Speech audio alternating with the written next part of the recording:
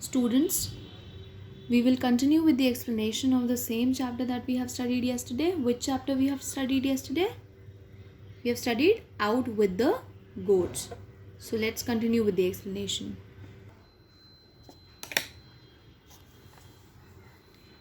In her wild joy at finding such treasures, Heidi even forgot Peter and his goats. अब Heidi जो थी वो beautiful treasure मतलब high mountains और flowers को देखकर इतना ज़्यादा खुश हो गई थी कि वो पीटर और गोट के बारे में बिल्कुल भूल गई थी. ट्रेजर यहाँ पे हाई माउंटेन्स ब्यूटीफुल फ्लावर्स को कहा गया है. जनरली हम ट्रेजर खजाने को कहते हैं जिसमें गोल्ड सिल्वर डायमंड आता है, लेकिन यहाँ पर ट्रेजर क्या है? यहाँ पर treasure beautiful gift of nature को कहा गया है. What is that beautiful gift of nature? High mountains and flowers. She ran far ahead of him and then straight away off to one side. वो Peter से बहुत आगे भाग गई और फिर दूसरी ओर चली गई. Straight away means दूसरी ओर भटक जाना.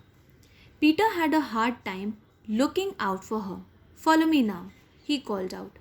पीटर को बहुत मुश्किल हो रही थी उसे देखने में, तो उसने हाइडी से कहा कि अब मुझे फॉलो करो. Where are the goats? Heidi asked without even stirring. Heidi ने उसकी बात का कोई रिस्पॉन्स नहीं किया और उसने पीटर से कहा, गोट्स कहाँ हैं? Way up there, and we have still far to go, he said. Peter ने कहा कि वो बहुत आगे हैं एंड उन लोगों को अभी बहुत दूर जाना है.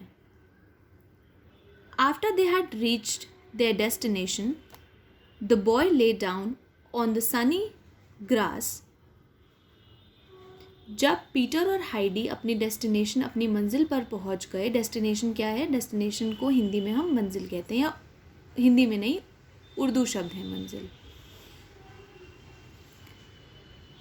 तो जब वो लोग अपनी मंजिल पर पहुंच गए तो पीटर ग्रास पर लेट गया, घास पर लेट गया. और who is boy over here? Boy is Peter over here. Heidi was watching the goats and asked Peter for their names. अब हाइडी जो थी वो गोट्स को देख रही थी और उसने पीटर से उनके नाम पूछे. Peter could tell them all to her. अब पीटर सारे नाम बता रहा था हाइडी को. The one with the big horn was the Big Turk. अब उसने कहा कि एक जिसकी बड़ी बड़ी सींग हैं. What is horn? What is horn?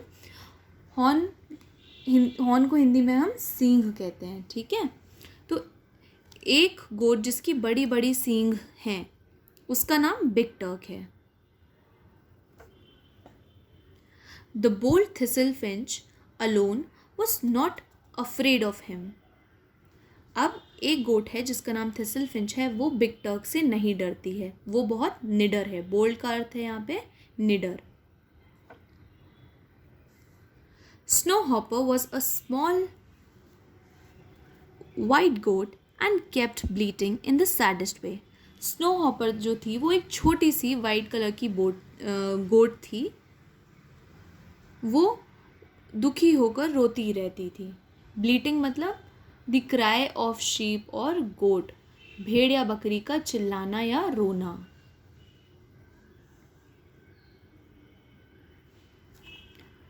All of a sudden, Peter jumped up and bounded after Thistlefinch, who had gone too far.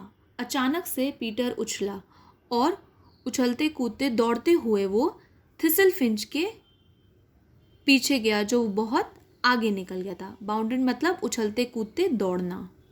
Peter stumbled over a stone while trying to stop Thistlefinch from falling over the edge of the mountain.